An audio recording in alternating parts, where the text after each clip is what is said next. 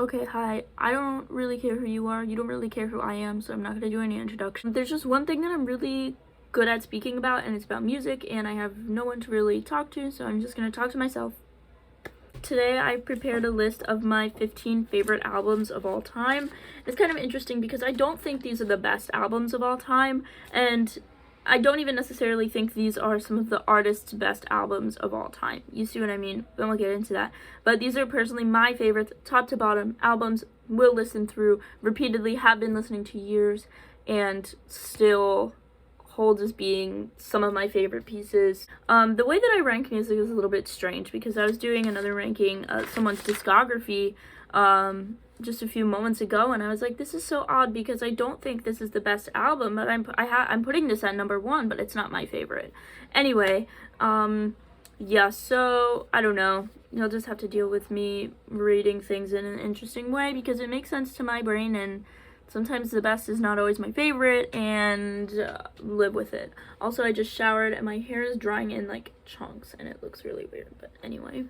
Sorry if you hate mullets. So this is in no particular order. This is just whatever came to my mind when I was, there's a smudge on my screen. Whatever came to mind when I was writing this down is what you get. So, and it is written on paper because I am living in the Stone Ages. So, yeah, no particular order. We're gonna start off number 1, which is Hybrid Theory by Linkin Park, and it was their first studio album, which came out in 2000. Now this and the next album that I'm going to talk about were actually some of the first music that artists, songs, albums, everything that I listened to when I was young. My mom started putting them on when I was about maybe 4, and I loved it. And I think that had a lot of impact on the music that I like now and what that taste sort of morphed into as I got older. So I'm just going to name the first, or my favorite 3 songs on the album, and then if there's any other songs I want to talk about, I'll talk about it.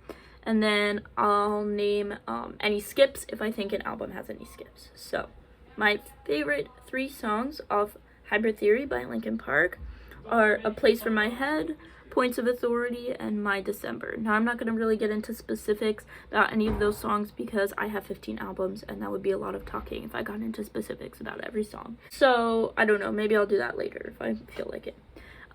It's funny because My December is actually not on My December and High Voltage are not on the CD that I own and that my mom owns. So I didn't even know that that was something on, that was a song on Hybrid Theory until I was about 14 or 15, and I was like, what the heck? And then I ended up using it for one of my school presentations, so I don't know, it's kind of cool, I guess. And another song that I just wanted to talk about was Cure for the Itch, which is kind of like a little interlude thing that shows off more of the electro side of Linkin Park, and in the nu metal genre. And a lot of people don't like it. My mom thinks it's disgusting. She won't listen to it, but I personally really vibe with it. I like it. I think it's cool. So yeah, and I think this album has no skips. If I'm listening to it just by myself, I'll put it, I never hardly ever listen to albums on shuffle unless there's absolutely no cohesiveness whatsoever. Oh gosh. So I just put this album on and I just listen to it all the way through. No skips, no nothing. Oh my goodness. So the next album I want to talk about, number 2, is Fallen by Evanescence, which was their first studio album that came out in 2003. And if anybody's curious, Amy Lee is just as an incredible vocalist live as she is in studio recordings, maybe even better. So again, this was another album that my mother played for me in the car when I was young, fell in love with it, still love it to this day, can listen to it front to back, amazing. So my favorite 3 songs are Tourniquet, Hello, and Taking Over Me. Tourniquet has always been my favorite from that album. Hello and Taking Over Me, I didn't even know were on that because apparently I didn't like them when I was younger, so I would always ask her to skip them. But now they're some of my favorites. Hello is one of the most heartbreaking songs I've ever heard, and it's just, it's heavy. It's hard to listen to, but I think that makes it so beautiful. I also wanted to talk about the My Immortal Band version, which is only on the deluxe or extended album. I believe it is on Spotify, on the album on Spotify, but it's not on the album that I own that was purchased in 2003. But the band version of My Immortal, I think it still holds the delicacy and the original charm of My Immortal that we all know and love, but adds that powerful emotional punch at the end when the rest of the band comes in. And I think it is, to be honest, a better version because it doesn't take away from, again, the delicacy of the song, but more so just adds an explosion of power at the end. And again, this album has no skips to me. A lot of these albums have no skips because I think they're fantastic albums. Some of them do, but anyway, we'll get to that when we get to it. So the next album is, the third one we'll talk about, is actually kind of a controversial take in the hip-hop genre, and this is Relapse. I'm going to talk about Relapse Refill for this because it has the most songs and I like songs from all of it. This was an album produced by Eminem in 2009, and I think this is a fantastic concept album. I love horror. I am a huge horror fan. I don't know, no, you can't see. Actually, this is a list of the movies that I watched in October. Anyway, horror movies. I watched one every day. But anyway, maybe I'll talk about that at some time. Who knows? But, so I absolutely love this album, and the first time I heard it, I tried looking up more albums like Relapse by Eminem because I absolutely love the concept. And, I never quite got close. But my 3 favorite songs from this album are Same Song and Dance. Absolutely love that song. One of my favorite Eminem songs of all time. And it's not even anything remarkable, right? Like, it's not Stan. It's not Beautiful, which is another song on this album. It's not these extremely popular, very technically good writing. None of that. It's just, for me, love it. Again, I'm getting too far into each individual song. I should not. The second song that I really love is Insane because it's an insane song. It is so insane. From the drum beat, which repeats the whole song. I play drums and I've tried to play along with this song, and after like the first verse I'm like, because it's just the same thing over and over again. Anyway, again, besides the point. I love the way the song sounds. It sounds insane and it perfectly encapsulates this album. And then the third song that I really love is Stay Wide Awake. And again, I mentioned Beautiful just before. That is, I believe, the most popular song from this album besides Forever, which had Kanye, Wayne, and Drake.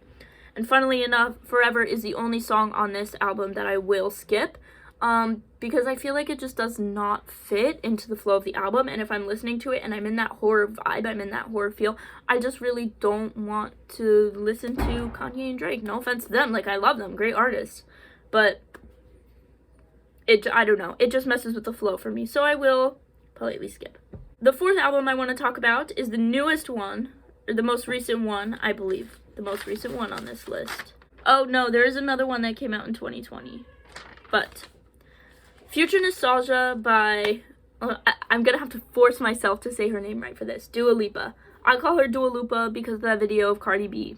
Christina Aguilera, Ariana Grande, Dua Lipa, whatever the fuck. But anyway, so sorry if I, like, say Dua Lipa, you have to deal with it. Anyway, Future Nostalgia came out in 2020, and it was a great kickoff to the pandemic. Like, it's a party. It's not a party. But I will always associate that album with sitting in quarantine and doing my work at the table and, like, things like that. And I still can listen to that album all the way through. To me, I love it. I bought it. The whole 9 yards. Love it.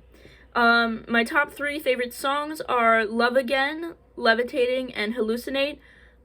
Fantastic bass lines in all of these songs. Very hard to play. Love Again is probably the only song that I can successfully play on bass. Maybe Pretty Please, Good in Bed, maybe some other ones here and there. But for the most part, it's very hard to play because I've only been playing bass since the pandemic. Probably this album inspired me, had a little inspiration for me to get a bass. So there you go. And again, there's a lot of, not controversy, but a lot of people don't like the songs Good in Bed and Boys Will Be Boys. I personally do. I think they are least good songs on the album. I don't want to say they're the worst because I don't think they're bad, but they are for sure bottom 2 songs on this album for me. But I do think they're good, and I will not skip them. I will still listen to them all the way through. And there's no skips for me personally on this album, unless it is the album that's on Spotify or the deluxe album or whatever it's called with DaBaby.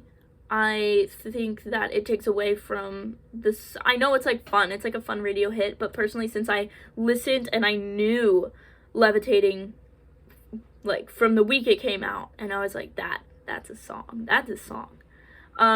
I don't know. I just feel like he doesn't really add anything to it and takes away from Dua's verse. And anyway, it is what it is. I will skip that if it is on whatever version of the album I'm listening to. So I'm editing, and I just realized that I forgot to say probably the most important part while speaking about future nostalgia, and that is that I think it was the album that pop music needed. It revitalized, if not recreated, the genre of disco pop, and I think it was the top pop album of 2020, possibly even in the past 5 years, but I'd have to go back and see which pop albums came out in the past 5 years. And that's saying a lot because 2020 also gave us Chromatica by Lady Gaga, and later in this video I'll talk about how much I love Lady Gaga.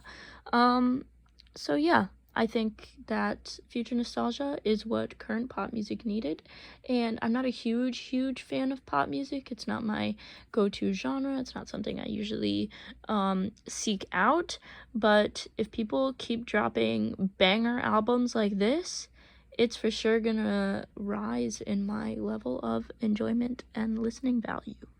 Okay, number five.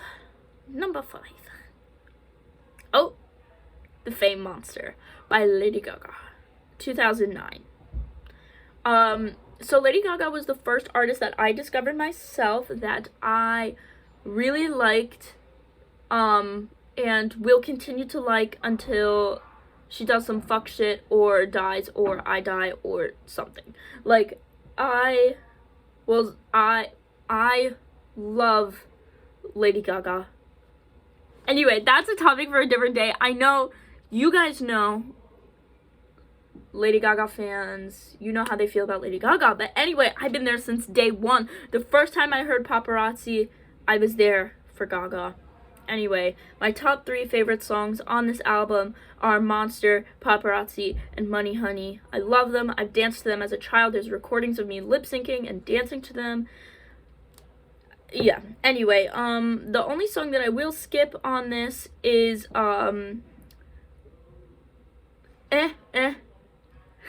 nothing else I could say.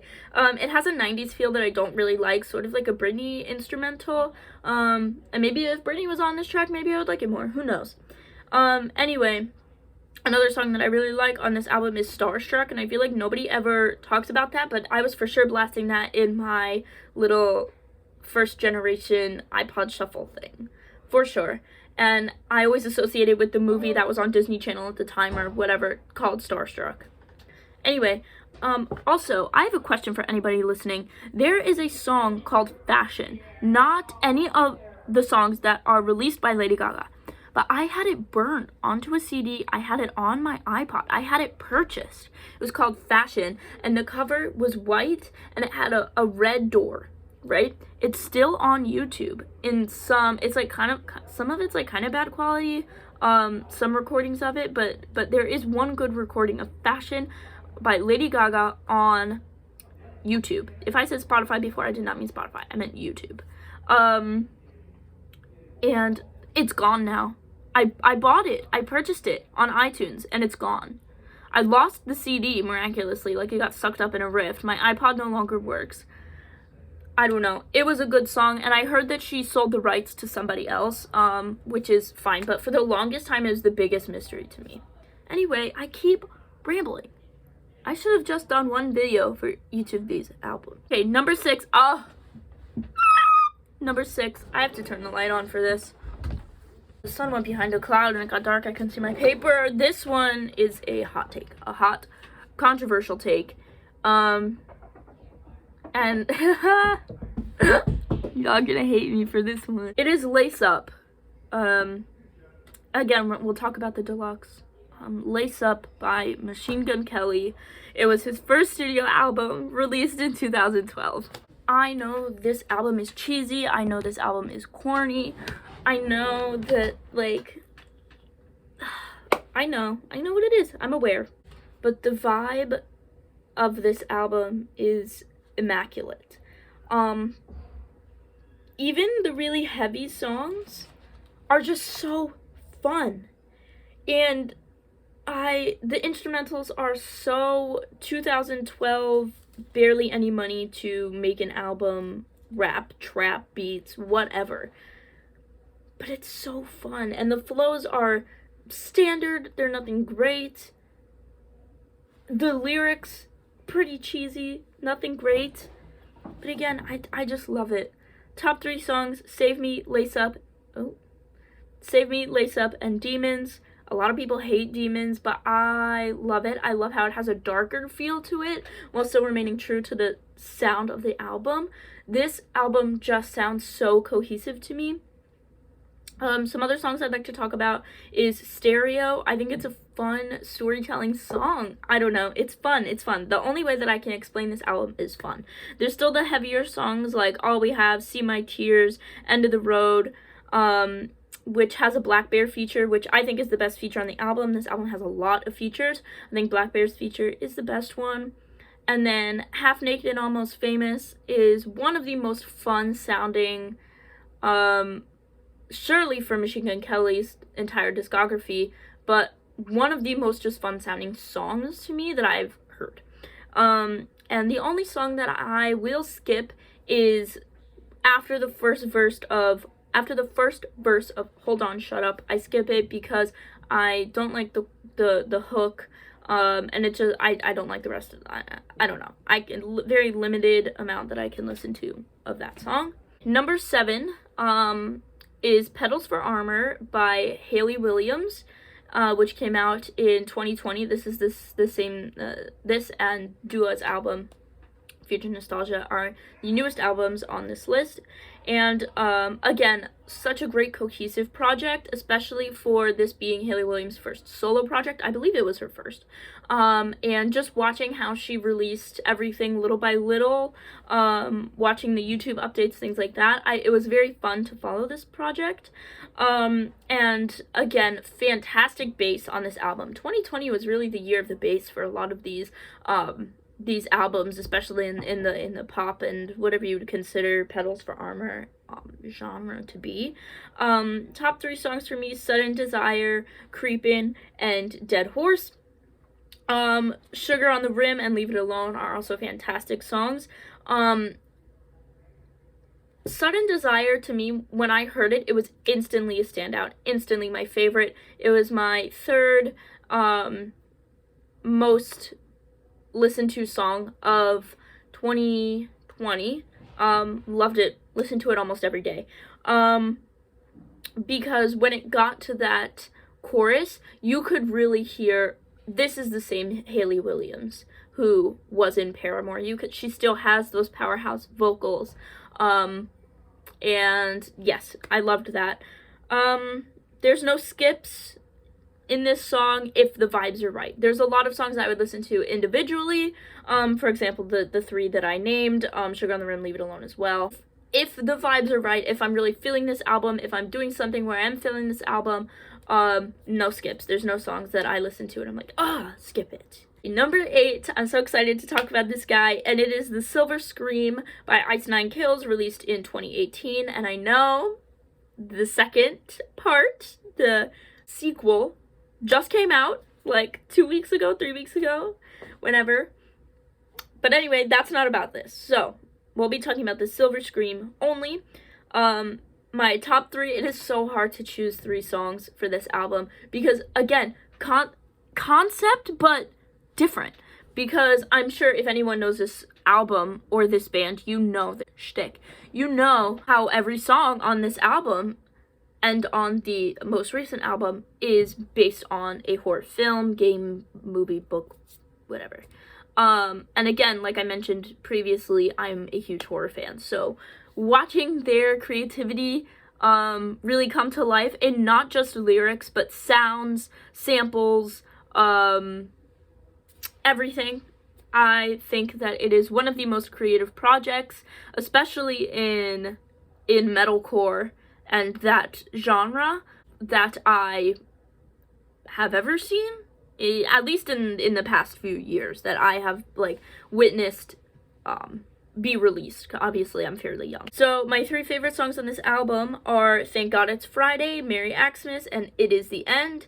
It Is the End is the first song that I ever heard from Ice Nine Kills that was true to its style of music. I heard A Grave Mistake, that was a big single before, but yeah, It Is the End is really what got me into it, because I did listen to A Grave Mistake, but it didn't really inspire me to listen to the album until I heard what, you know, Ice Nine Kills was really about and what the Silver Scream was really about. Oh, it's editing me again. I just wanted to mention that I love when bands choose for their last song to be something that resembles a goodbye or a closing. Like, for example, It Is the End being the last song on the album, the end of the album. I love when bands do that. Some people might think it's cheesy, but yeah, I love it, and I'm really glad they did it, and it just wraps it up in a nice little package for you.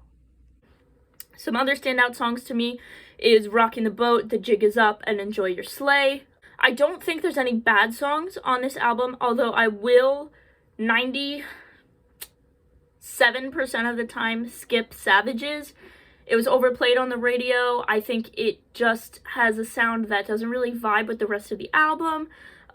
It's overall not my favorite. Depending on the setting in which I'm listening to this album, I will also skip The World in My Hands and Love Bites. I don't think those are bad songs. I think they're significantly better than Savages, which is my least favorite song from them. Again, I don't necessarily think it's bad. I just don't think it's good. I won't willingly listen to that. But The World in My Hands and Love Bites is just, obviously, it's different than the other songs in the album. It's much more, they're more mellow, they're duet, they're softer, whatever. And if I'm listening to this album to like feel pumped up and to rock out and whatever I'm gonna be listening to this album for, a lot of the time I'm going to skip those songs, but I don't think they're bad. And if I am listening to it in a setting where I'm listening to it more as a concept, I will listen to all the songs. Along the same genre, we have Stand Up and Scream by Asking Alexandria, which was released in 2009, and this was their first studio album. This was the album that got me into harder music, and it's so funny because, again, this is not a great album. A lot of it is cliche. There's cliche breakdowns and cliche riffs, and it's just a lot of heavy to be heavy. But there also is some fun lyrics going on here, and it's like, I don't know. Anyway, this is the album that did get me into harder music, and Ben Bruce is the guitar player that inspired me to pick up the electric guitar. So, my 3 favorite songs from this album are Not the American Average, which I might be on my top 10 songs of all time, specifically for the impact and longevity that it had to me personally. A Single Moment of Sincerity, it has sort of actually very much the same song structure as Not the American Average, and a lot of their songs as well. And A Prophecy, specifically for the last breakdown, because it is so nasty and so good. The opening track, Alurion, I don't know how to say that, I know, fake fan. And the interlude, Hiatus, are both very good, and I think really tie the album together. And this album has absolutely no skips for me, and it is for sure probably one of my top 5. If I was ranking these number order, probably be top 5, just for pure enjoyment. Obviously, I don't think this is top 5 albums of all time.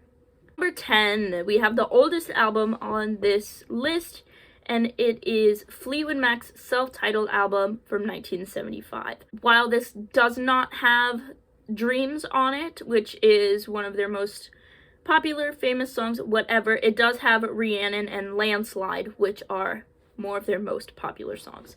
Some standout songs to me are Rhiannon. Obviously, I think it is one of the best songs of all time. I'm So Afraid, which is my personal love of Fleetwood Mac, and I think Lindsey Buckingham really, really shows how underrated of a guitar player he is in the live version of that song.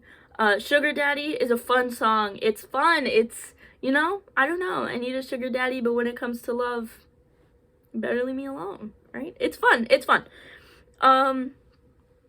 And Crystal is another standout for me as well. Landslide, of course, everybody knows Landslide. It's a heartbreaking song. I don't like to listen to it because it makes me sad.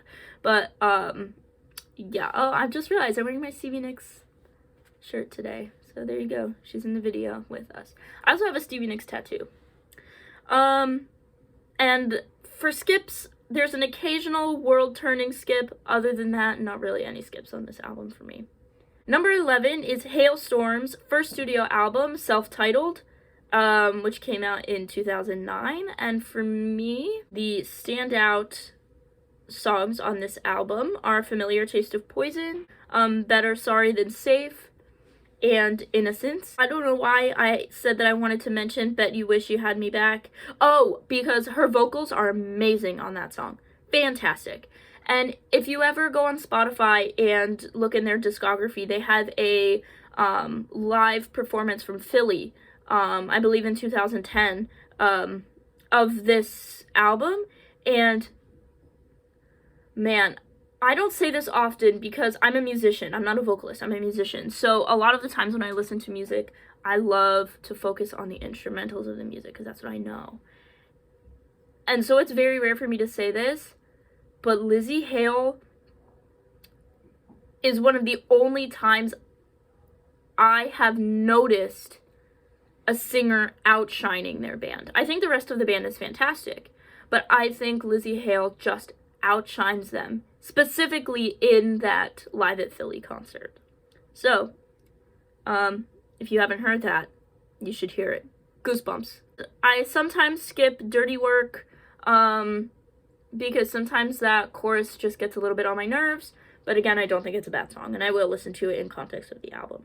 Okay, so the next album for me, number 12, is Prophecy of, I don't know if I'm going to be able to say this, Ragnarok, from Brothers of Metal, which was released in 2017, and I don't know where this falls in their discography, to be honest. Their most popular song from that album, the one that got me into this album, was Yggdrasil.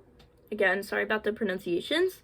Some other standouts are the Mead song and We Believe in Metal. Again, this is just such a fun album, but it also has some really great stuff going on. They have a lot of band members, and you can really hear that within the guitar layering in songs like Yggdrasil. Like, if you listen to some of their riffs, you can hear that there is multiple layers within the riffs, and I think that's really cool. This album has no skips. I think every song is great and fun, and they pretty much all sound relatively similar, but I mean, I don't know, it's good.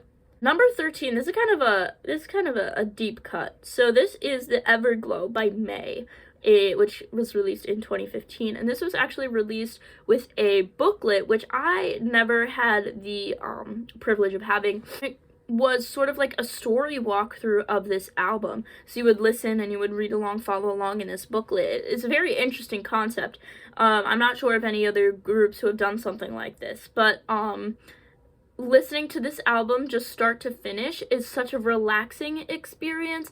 It still has some of that 2005 like pop punky sort of genre tied in there, but there's also some fantastic piano playing that really showcases a lot of I don't know, more calm. I don't know. It's a very, very unique album, and some standouts for me are The Sun and the Moon, We're So Far Away, and Mistakes We Knew We Were Making. This album has no skips for me, because if there were to be a skip, it would be kind of defeating the purpose of the album if I were to skip a song. Even if I'm just listening to it casually, I still feel like dedicated to listen to the whole album. Number 14, this is another deep cut. We have Worlds Collide from Dead by April, and this came out in 2017, and I never hear anybody talking about this group ever. And it's like, I don't know, maybe I'm just not looking in the right places or something, but I think they're so unique sounding, and also just fantastic. They have some, again, not too deep into listening to these types of lyrics, but it just sounds like I can just really get into these songs. Top 3 for me, I Can't Breathe, Breaking Point, and Crying Over You. I also wanted to mention Perfect the Way You Are as being just a really sweet, nice song. And I sometimes skip For Every Step, which is the last song, and it's starring, it features somebody that I cannot remember his name right now, but he's a little bit older of a guy, and I think that is a bad ending for this album, because this album has so much punch to it, and then to end on kind of a ballad with a feature, who pretty much sings for the whole song, is not my favorite thing. Like, that would have been fine, like, anywhere else in the album but it being the last song. So sometimes I will skip that just because it sort of ends the album on a note that I don't want it to end on. And number 15, again, another deep cut. I left all last 3 to be ones that nobody ever talks about, and this is the album Between the Roses by Say We Can Fly, which came out in 2015, and boy, this is emo. This is so much emotion in these tracks. Top 3 for me is The Art of Anesthesia, I've Lost the Moon, and Song of the Sparrow. Between the Roses is obviously a standout. It is the title song, but it is not top 3 for me. It's probably the 4th. Oh My Love, again, is just more of a, I don't know. Again, very good, not top 3 for me. And Summer Never Came, same thing. There's absolutely no skips on this album for me. Although the ones that I just named are the ones that I will listen to standalone as standalone songs, because listening to this album front to back is not something that I typically do because it is so heavy. For me, it is right up there with the artist Jamestown Story, if you've ever heard of that guy. Kind of trigger warning for his songs because yikes. But if you're interested in that kind of thing, it's some songs I recommend would be Goodbye I'm Sorry, If You Live by the Sword You Die by the Sword, there's a bunch, Flashbacks, How You Learn to Live Alone. There's a lot going on there, but yeah, Between the Roses, one of my favorite albums, although I usually do not listen to it front to back, which is pretty much the only album on this list that I say that to, just because it is so heavy and there is so much upsetting content on that album. But again, I think this is the only album, I believe, on this list where the lyrics, besides Relapse or Refill, but even that has more to do with sound for me, but just the content and the lyric creation, I don't even know what to say. His writing on this album is phenomenal. So yeah, if you're interested in that, it's kind of a deep cut. The Art of Anesthesia is one of my favorite songs of all time, so yeah, check it out. So that was my list of my 15 top favorite albums of all time, not the 15 best, just my 15 favorite to listen to as albums. So there we go. I enjoyed speaking. I'll probably speak some more at a later date. Bye.